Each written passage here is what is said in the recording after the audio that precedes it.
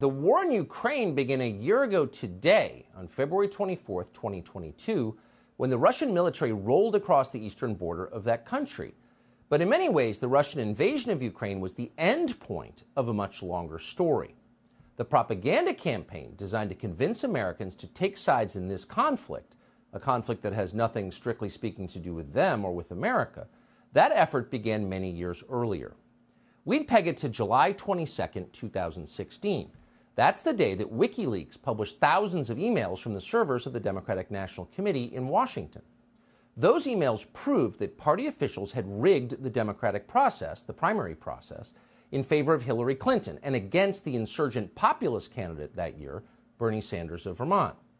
Within days, the chair of the DNC, Debbie Wasserman Schultz, resigned in disgrace. The WikiLeaks scandal broke on the same day that Hillary Clinton chose her running mate, Senator Tim Kaine, and it overshadowed the nominating convention that followed. But more significantly, the WikiLeaks scandal threatened to split the Democratic Party into pieces. More than 13 million Bernie Sanders voters, many of them young people, learned that the process they had always believed in was in fact a sham. They had been cheated. Democratic leaders had to act quickly in the face of this to deflect blame from themselves onto someone else. The DNC's servers, they claimed, had been hacked by the Russian military.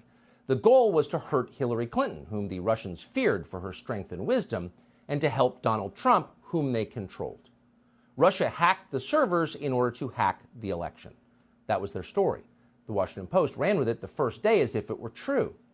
But there was never any evidence that it was true. Almost 7 years later, there is still no evidence. The DNC's story about its servers is a lie. But as a political strategy, that lie worked flawlessly. Russia made the perfect villain. It was a white Christian country with a traditional social structure. It was everything the Democratic Party already opposed. The foreign policy apparatus in Washington was happy to hate Russia again. After 40 years of Cold War, hating Russia was muscle memory. So soon the leaders of both parties in Washington signed on to the Russia collusion hoax. It had the twin benefits of paralyzing the Trump administration, which it did, and justifying the expansion of the national security state. As the years passed and the rhetoric intensified, hysteria set in. After a while, anybody with a heterodox opinion, from right-wingers to avowed socialists, could be accused of working secretly for Vladimir Putin. Many were accused, and some were destroyed by it. It was a textbook witch hunt, far more effective than McCarthyism. And unlike McCarthyism, it never ended. Russia remained America's greatest enemy, even as China emerged as America's greatest threat. Over time, the lie that Democrats told to hide their crimes in the 2016 primaries came to dominate America's foreign policy and then to imperil America itself. For generations, statesmen and diplomats worked to prevent other great powers from aligning as a bloc against the U.S. The idea was pretty straightforward. You might be able to beat one strong country, but if a couple of strong countries ever got together, you would lose. This is why Richard Nixon went to China, to make sure the Chinese government didn't align with Brezhnev, with the Russians. Donald Trump understood this very clearly. Russia will never be our closest ally, he said, but if Russia ever becomes China's ally, we're in deep trouble. The combination of natural resources, military and economic power, and sheer population would make the Russian-Chinese alliance the most powerful force in the world. The United States would soon be dethroned. We'd be taking orders. As Trump put it, there is no reason to make Russia our enemy, and there are many reasons not to. It was a sound case, but official Washington ignored him. Their response shouted in unison, "Shut up, Putin stooge!" And then they set about trying to provoke a war with Russia. Now they have succeeded. But the war we're fighting in Ukraine is not against Russia alone, but also against Russia's newest ally, the People's Republic of China. What Donald Trump predicted has happened, and in the worst way. If the war in Ukraine continues, we will lose no matter how it ends. The world order is being reshuffled as we watch, and by the time it's over, the U.S. will no longer be at the top of the deck. That is very obvious to the rest of the world. But what's fascinating is how few Americans seem to understand what's happening or its consequences. But how would they know? No one in American politics or media will tell them the truth. Since the first hours after the invasion, Americans have been fed a steady diet of increasingly absurd lies about Ukraine. Google and Facebook have joined with the Biden administration to censor any factual information that contradicts the official storyline. It's dystopian. Joe Biden's first remarks about the war gave no hint that we would be sending advanced weapons systems and American military advisors to Ukraine, then supporting the entire Ukrainian government and its pension system with hundreds of billions of U.S. tax dollars. No, Joe Biden mentioned only sanctions, which are free.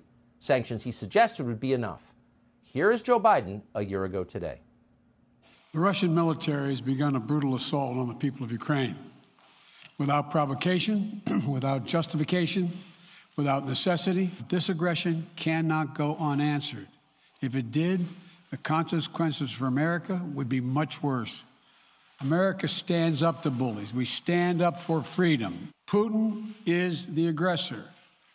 Putin chose this war, and now he and his country will bear the consequences. Today, I'm authorizing additional strong sanctions. Strong sanctions, that'll do it. Now, the goal at that point a year ago today, you may remember this, was to push Russian forces back into their own country to reverse the invasion. And that seemed reasonable to most people. It did not seem like the beginning of a third world war. Oh, but it was exactly that. And by December, Lindsey Graham was confident enough to say so out loud. Here he is. How does this war end? When Russia breaks and they take Putin out, anything short of that, the war is going to continue. To ask the Ukrainians to give Russia part of their country after all this death and destruction is not going to happen. To signal a ceasefire, Russia will take the opportunity to rearm and come at them again.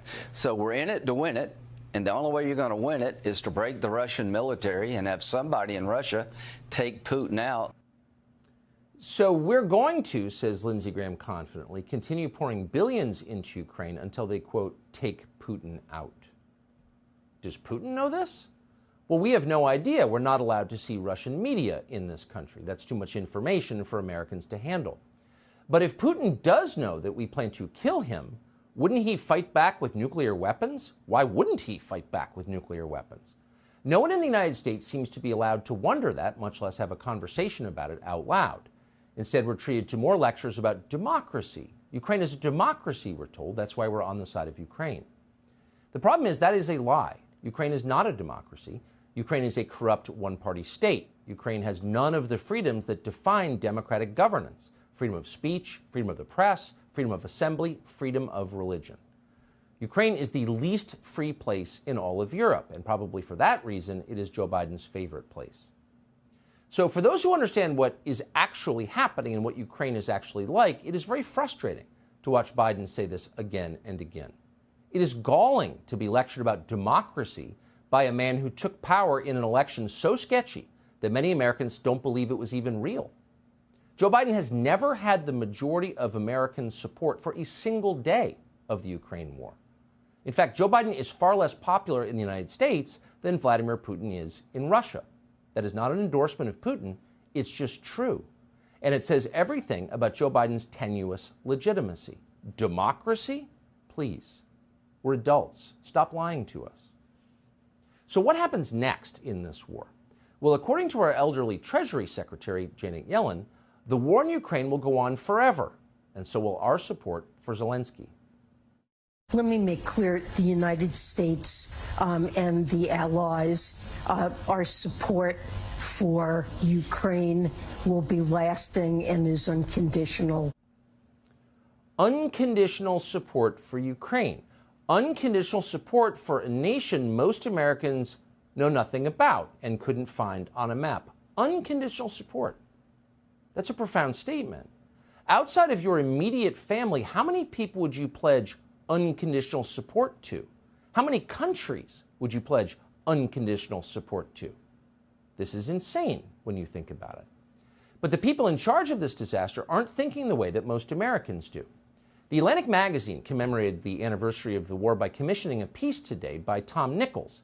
Nichols is a thoroughly silly foreign policy establishment parasite who apparently is taken seriously by other ne'er-do-wells and dumb people in Washington. But the piece is fascinating. In it, he inadvertently reveals the point of this war in the clearest possible terms. Quote, "Now we are faced with the long grind of defeating Moscow's armies and eventually rebuilding a better world." Oh, defeating Moscow's armies and building a better world? Perfect. Thank you, Tom Nichols, adding those items to this week's to-do list. Unspecified in the piece is exactly how we plan to do this, how we plan to defeat Russia and its ally China and then build utopia. The piece is notably light on details. Now, you'd feel a little better hearing all this if Tom Nichols and others like him in Washington had a track record that suggested they could do any of this, a track record of competence and success. They don't. Nichols himself seems to spend most of his life arguing with other people on Twitter. He's never achieved anything at all that we're aware of. But then virtually none of them have achieved anything. Biden's chief Ukraine strategist, Toria Nuland, you would not hire her to plan spring break. She couldn't do it. She doesn't have the skills. Now, these very same people, these demonstrably incompetent people, say they plan to rebuild a better world. All right, that seems ambitious. How about starting with Baltimore? Before moving on to total global transformation, shouldn't we fix the biggest city in Maryland first? Under the leadership of people like Tom Nichols and Toria Nuland, neoliberal geniuses with grand plans, Baltimore has devolved into third world chaos. But then so has Iraq, and so has Libya, and so has every other place these people have decided to, quote, rebuild.